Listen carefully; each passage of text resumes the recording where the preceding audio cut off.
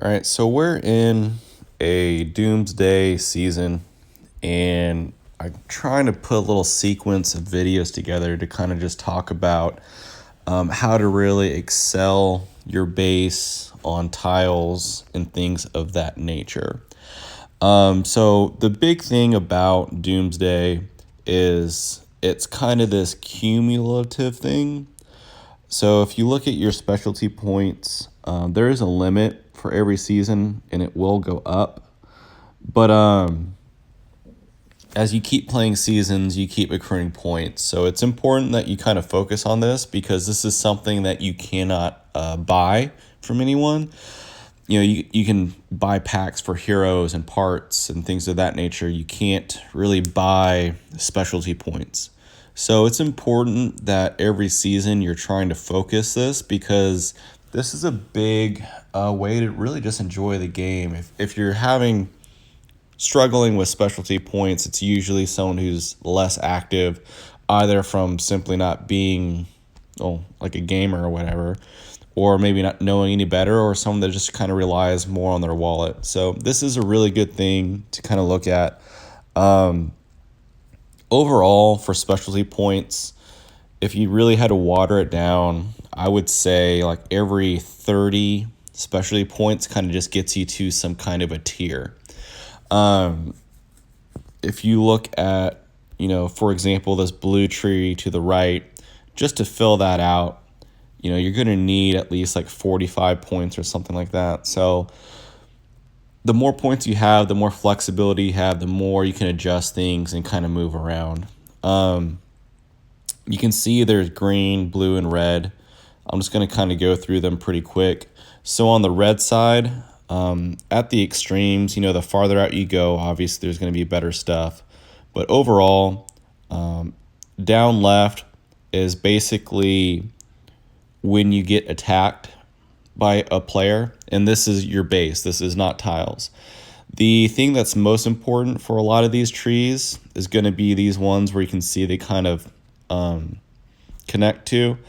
So this one right here is really important. This is damage taken in battle. This applies to everything. So this is any single battle that will occur in the game. That's tiles, sieging people, even your duels that you do. This actually impacts that. On this side, you're going to have sieges, which is base versus base. This is not anything else. So if you're attacking another person's base, these guys are really big ones to get to, and you have your other skills. Up, you have tiles. So this is tiles, honor buildings, alliance centers, gates, and stuff like that. And Eden is red up. Green, I'll come back to. Blue is pretty interesting. Blue to the right, you have your immunity. It's usually better to stay at the bottom because it's speed. And again, there's stuff that like you can buy healing speed, but it's really expensive, so I don't recommend it. Resources are not as important, so staying on the bottom for that. This row is pretty good because you can unlock additional assault fortress and guardian fortress. So once you build them, you can actually reset like away from this stuff, and they'll stay even if they get blown up. Production is how much you can kind of process to keep moving forward. And then if you go up, this one's a little bit more advanced, so you can get a couple points to improve your destruction power, which can have its benefits if you can do like all vehicles and you have that speed. The other things that come is there's an automatic recall, which is really good. If you go over to green, this one's pretty advanced. There's a lot of different ways you can do this. If you look up, going green up is primarily geared towards generating more,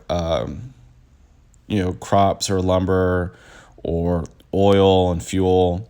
So this does not apply to empties. It does not apply to the water tiles, but this applies to kind of anything else you can grab. So what a lot of people do is they get all these bonuses here, and then they'll collect as much things that are going to benefit from that as they can. This side is about honor, which again is your specialty points. So that one's really good to have if you can maximize these guys. There's some marching speed in here, which is really good for wars and stuff because you're going to be pretty far away. And then, of course, you can upgrade tiles, which is also important. And there's some cost reductions that can be in here. On this side, you have your honor gains based off like upgrading buildings, which is a very easy way to kind of improve your base. So I'll go through that in another video, but going this direction and like upgrading all of your honor buildings every season is going to be an easy way to gain specialty points.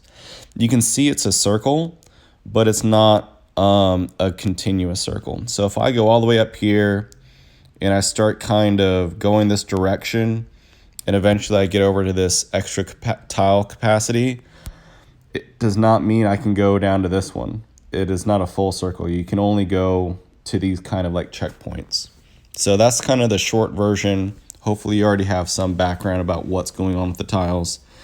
The other thing that's going to be really important is your heroes. So if you look at the heroes you have, the big things you're looking for are heroes that do a lot of damage early and often, like very predictable damage. So having, a skill that's, just a basic increase in damage is really good. Things that hit a lot of rows are really good. But what's not going to be as good are things that, take a lot of time to develop or something of that nature. So something that's only like a 30% chance and it's only going to hit one row is not very good. You want things that have a very high chance of activation and things that preferably can hit multiple rows, because for taking a tile, you basically want to wipe out everything in like one try. So to limit the amount of durability required to take something, you just want high probability things that are going to activate often, and heroes that give bonuses early on for your first round or whatever are going to be good. Overall, there are different types of vehicles, shooters, and fighters. Again, your whole point of taking a tile is to kill something. So whatever is going to be like offensive minded is going to be your best bet. So like Valkyrie is a really good example of, the first 2 turns, they move first and they will deal damage. First 3 turns, everything takes additional damage. First 3 turns, 2 friendly, everything deals more damage. So like that's a really good example of a hero. Other things that are really good is going to be your counter attack. So first 3 turns, a shooter front row has a 70% chance of returning, entering counterattack, which deals damage right back.